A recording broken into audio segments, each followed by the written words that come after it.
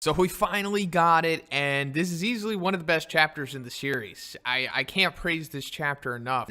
I got a lot to talk about, so let's get into it. But first, real quick, let me just say that I'm not sure if this is chapter 127 or a continuation of chapter 126, because we didn't get like a cover page for this one like we typically do when the new chapters start. But I'm just going to label it 127 for now, because that's what everyone else is doing. But you know, until we get confirmation, I'll just update it accordingly. So as expected, Garou's going right after Darkshine, giving him like a feral barrage, we'll say, because he's still like in his unconscious state.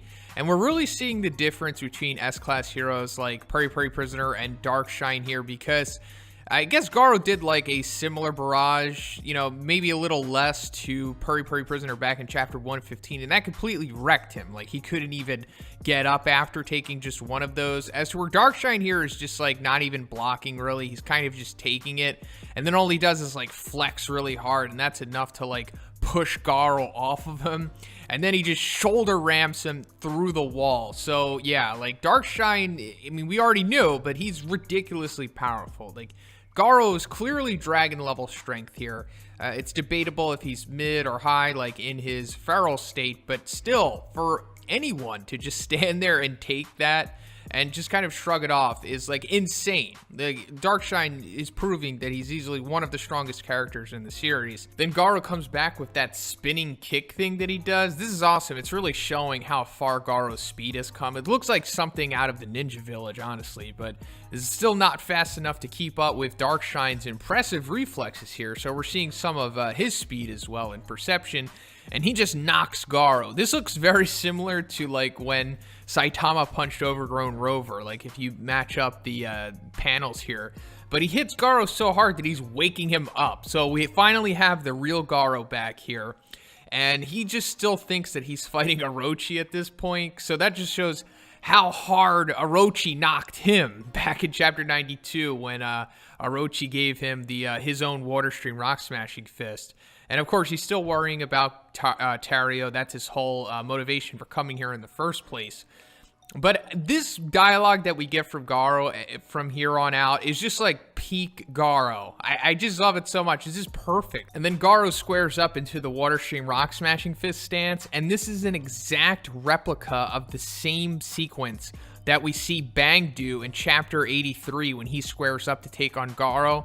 So I just think this is showing how far Garou's Water Stream has come, because it's never looked this clean before. Like his fingers are kind of clenched a little bit, and his stance is a little staggered, like he's a little hunched over, but this is like perfect stance here. So yeah, I just think this is just showing his evolution and just how much stronger he's become, because, you know, as we'll find out, one of Garou's growth mechanisms in this chapter, which I'll get to, of course. And now that Garou's composed, we get to see what he's really capable of, because he immediately counters Darkshine's strike with like this hook kick that just puts him in the dirt.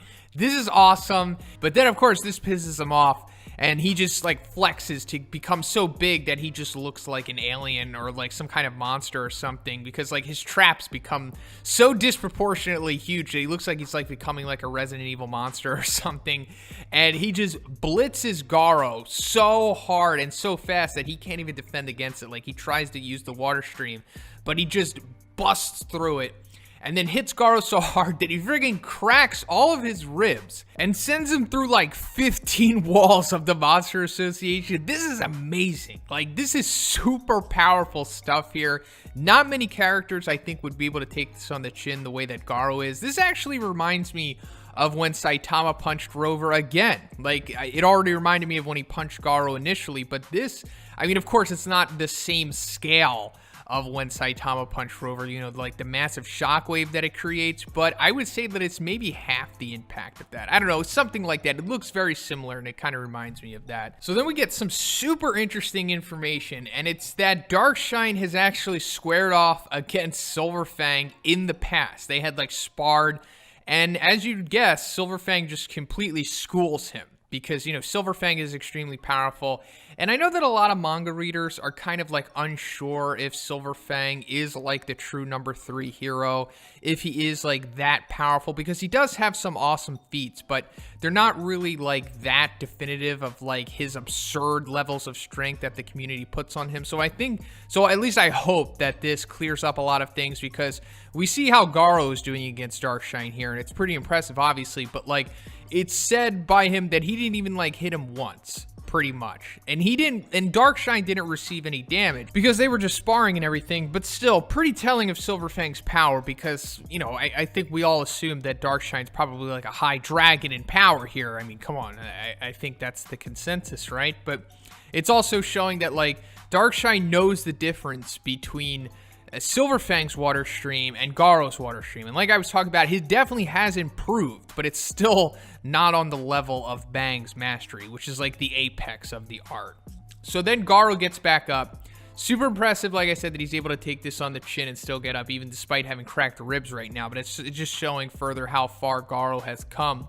And then Darkshine just says another interesting thing when he's like, you've only made it this far just because of luck. And if you would have like ran into Atomic Samurai, Tatsumaki, Flashy Flash, or King, you would have been dead before you even get to show off any of the techniques you worked so hard on.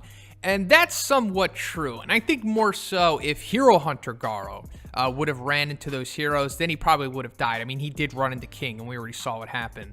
But if it was like Atomic or Flashy Flash or Tatsumaki and it was Hero Hunter Garou, I mean, come on, he easily probably would have been killed by them. But I think the Garou right now would definitely be able to compete against all of them. I mean, Tatsumaki somewhat, but definitely Atomic Samurai and Flashy Flash. I don't think he would be instantly killed by them, especially like starting with the Garou that fought against Orochi. I think he's more than enough to be competitive against them. But then Garou says something interesting as well, because he's like, yeah, they're strong, but if you're able to unleash violence on others without ever questioning whether it's right, then yeah, I'm sure you can win any fight. It means you've thrown away your kindness. And he's remembering when the A-class or the squad led by Death Gatling was like ready to just blow him away, and the shed behind him that was holding Terrio, they weren't questioning if there was any like civilians nearby or anything. They were only concerned with like killing Garou. It wasn't about, you know, what's right or wrong. They just had a vendetta against him because basically it was like revenge for him taking down their fellow heroes. And he's like, yeah, the Monster Association, they're wrong. The heroes are wrong. Everybody's wrong. And it also goes back into earlier what he was talking about in this chapter when Darkshine was like subtly trying to recruit him to the Hero Association. He's like, you're all the same. You both want to whore me out. You both just want to kill, and you all think that you're doing it in the name of your own individual justice, but you all suck. And that's why I'm going to break the status quo by basically destroying everyone tonight, and I'm going to be the last one standing. So then Garou goes in for like his big attack against Darkshine, and he starts using the Crossfang Dragon Slayer Fist, the very same thing that we saw Bang and a Bomb use a couple chapters back to take down Rover, but he's doing this by himself, which is said to basically be impossible, even for like a world-class genius. But given that Garou is like the highest level of martial arts, you know, talent, genetics, all of that stuff, that he could just do it by himself, and apparently he acquired it subconsciously by like forcing himself to go through suicidal training, dojo challenges, and the hero hunts. And he was able to copy and acquire physical techniques that go beyond both of those techniques into the Crossfang Dragon Slayer Fist. And also while he's doing this to Darkshine, Darkshine's like, is he getting faster? Oh, he is. He's gaining so much momentum so quickly. And this is going into Garou's growth mechanism, which is finally revealed in this chapter when it says that in battle against the strong, the harder he is pushed, the more that he can unleash his true ability with experience and grow. So yeah, Garou's broken, and I talked about this in my original How Powerful is Red Garou video, which was spoilers at that point, but now that we've got into the manga, it no longer is so. But yeah, Garou, you know, as we speculated, he's basically like a shonen protagonist, which is, you know, probably what one is going with his character, you know, in like his own little way. But he just has like all the broken abilities that aren't really said too much, like when we're looking at shonen protagonists. But like now it's just put out on the plate, like, yeah, he grows when he goes against stronger opponents. Like this is kind of like applicable to real life. Like, we do see some of like the top talents in all of the sports. They kind of get better as the game goes on, especially if they're pushed accordingly when they're going against somebody that's like a little bit better than them, or just even more so like a lot better than them. They just rise to the occasion and they're able to overcome them. Maybe they'll lose like the first quarter or the first couple rounds, but then you'll see them grow and adapt in the further stages of the match or the fight or whatever, or the game. And this is exactly what's going on with Garou. And we've seen him do this multiple times throughout the series. Like, most recently, we saw him use it against Orochi, because mid-fight against Orochi, after getting stabbed in the stomach, he was getting faster as he was able to dodge his horns. That was pointed out by Garou. And as Garou is unloading this savage onslaught on Darkshine, he actually starts to break Darkshine's will, because he's like, for an instant, the word defeat came in my mind. So this is also going into Darkshine's character. Like, yes, before this, we just thought he was like this super powerful, you know, unbreakable, you know, physically and internally type of individual. But no, we're seeing that he does have a weakness, and that he kind of succumbs to being overwhelmed.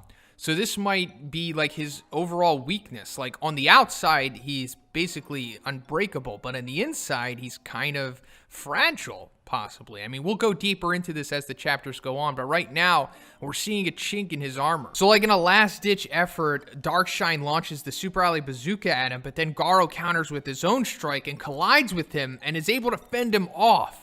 And then we get some of the most important narration that we've ever gotten in this arc so far, and that is Garou's limiter is starting to break. So yeah, if you were like super surprised and excited by that, you're warranted, because this is the second time, as far as I know, the limiter has ever been mentioned. Like, it was discovered in chapter 88 by Dr. Genus, and it hasn't really been talked about since then. And besides, I mean, just within context to Saitama, this is another character who is reaching the point of removing or breaking their limiter. So this is incredible. Now, he hasn't broken it yet, obviously, but it's starting to break. So this is showing that Garou is coming close to the point that Saitama reached. So I'm going to make an entire video dedicated to this sequence and how the limiter relates to Garou. And I also just want to talk about Garou's abilities in another video as well. So I can't really go too much into it in this one. But let me just point out right now that this new pseudo transformation, I suppose, that we see Garou going under, where it's like the spiral going around his stomach. Well, it's like, we see like that circular thing going around his stomach, because that's where Orochi stabbed him. So it's like his clothes fused with him and healed his wound that he had. But also it's like forming like a new kind of costume for him, I suppose. But we also see him change again, because like his hair's changed again. It's kind of become more Super Saiyan 2-esque now. And both of his eyes have become like, I guess, red now, which only it was like one before. Actually, at points in this chapter, both of his eyes were like kind of clear, and it kind of like went off and on. Maybe he was coming closer to his humanity, you know, with the morality that he was reaching on in this chapter. But now that he's like being pushed so much by Darkshine, he's going further into what I guess suppose his pseudo-monstrification is happening here, and he's transformed again. He's gone to the next stage. He's coming close to removing his limiter. So now he's like, I guess, closer to a monster than he's ever been, because we even see like his teeth are kind of getting...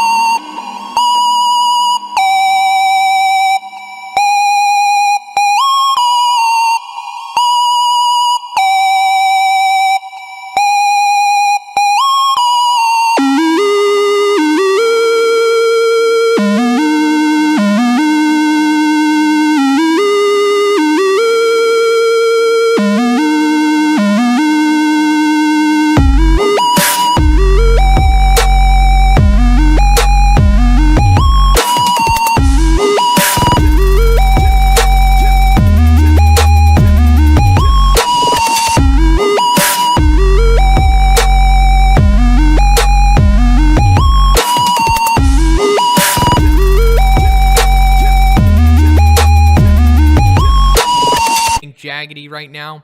Another fun little piece of trivia on this is that Murata actually showed us this like 2 years ago on stream. This exact design for Garou, and I was like wondering if this was ever going to become a thing. I actually forgot about it for the longest time, but now that we see it, it's like, okay, he was saving it for the Darkshine fight. But that's pretty much it for the video today, guys. Like I said, I'm going to make a couple follow-up videos to this chapter because there's just so much to talk about. But yeah, I love this chapter. 10 out of 10. I hope you enjoyed it too. I'm pretty sure you did. But let me know what you thought about this one in the comments, please. And if you liked it, also, please give it a like. I also have a Patreon. It gives you access to a weekly Q&A. And if you haven't already, please subscribe as well. Have a great